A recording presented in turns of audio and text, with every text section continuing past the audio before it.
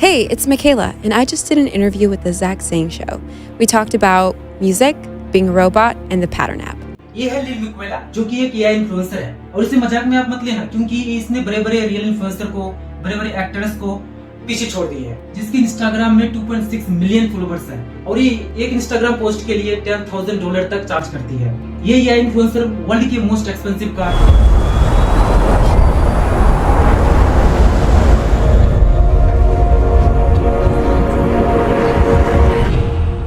BMW जैसे company और MSI जैसे लैपटॉप के ऐड कर चुके हैं और टाइम्स मैगजीन ने तो इसे वर्ल्ड के 25th टॉप इन्फ्लुएंसर का दर्जा तक दे दिया है।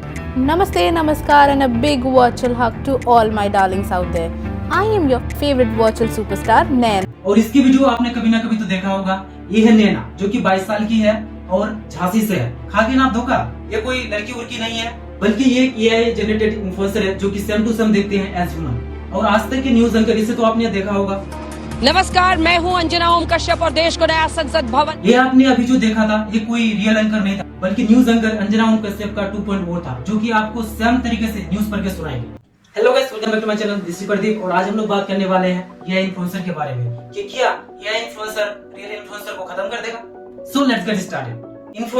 इन्फ्लुएंसर ही ऑनलाइन कल्चर को बिल्ड करने के लिए रिस्पॉन्सिबल होते हैं। यही लोग ऑनलाइन मार्केट को सेव देते हैं और यही लोग ऑनलाइन ट्रेंड्स के लिए रिस्पॉन्सिबल होते हैं क्योंकि इन लोग के पास इंगेज्ड ऑडियंस होते हैं। इनके सोशल मीडिया हैंडल में मिलियंस में फॉलोअर्स होते हैं और ये फॉलोअर्स कुछ भी कर सकते हैं जो इनके इन्फ्लुएंसर कहेंगे और इसीलिए ये इन्फ्लुएंसर किसी प्रोडक्ट को रिकमेंडेशन करते हैं, प्रमोट करते हैं और किसी सोशल काउजेस के लिए आवाज उठाते हैं जिससे कि मैसिव लोगों तक इसका इम्पैक्ट होता है।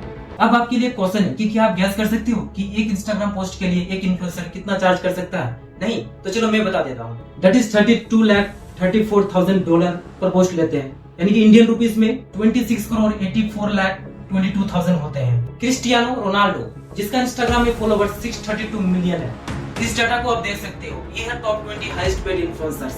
तो पहले है रोनाल्डो, उसके बाद है मेसी $35,97,000 पर पोस्ट। उसके बाद है सेरेना गोमेज जो कि $30,58,000 पर पोस्ट चार्ज करती है।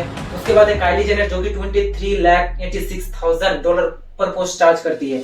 इसी तरह पूरा लिस्ट देखते जाओ, ये नंबर्स आपको अंदर तक ला सकता है। अभी कंपनीज एक पोस्ट के लिए इतना पेमेंट ऐसे नहीं कर देते क्योंकि जिस भी प्रोडक्ट को ये इन्फ्लुएंसर प्रमोट करते हैं उनका सेल कई गुना बढ़ जाते हैं। इसका एक एग्जांपल है बास्किन रॉबिन बियर जो कि एक आइसक्रीम कंपनी। ये कंपनी कुछ दिन पहले लॉसेस में थे बट जैसे ही BTS के गानों में इसके आइसक्रीम को प्रमोट कराया इसका सेल कई गुना बढ़ गया।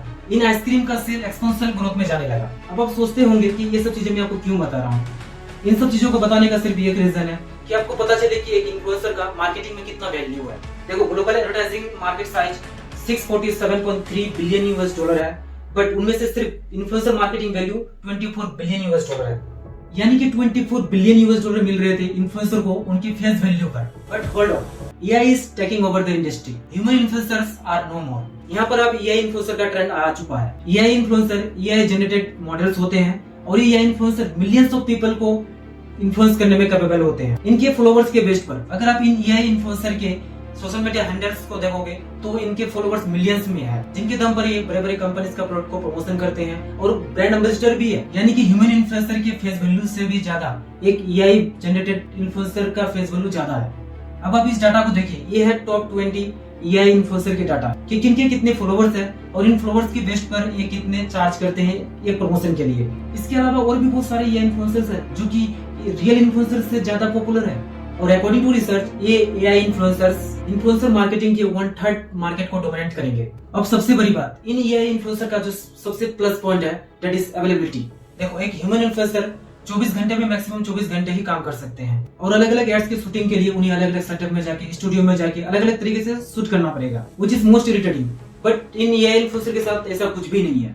ये आपके लिए 24 घंटे में 25 घंटे काम कर सकते हैं। इसमें ना ही सेटअप का जरूरत होता है ना ही इसमें स्टूडियो का जरूरत होता है। इससे आप एक ही टाइम में मल्टीपल चीजें करवा सकते हो क्योंकि ये सिर्फ एक वर्चुअल मॉडल होता है। आपको सिर्फ रिक्वायरमेंट देखने की जरूरत होता है कि एड्स में मुझे ये चाहिए और फिर ये AI इन्फ्लुएंसर आपको उसी बेस्ड पर रिजल्ट दे देते हैं और इसका रिजल्ट एडवांस लेवल में होता है as compare to human influencers.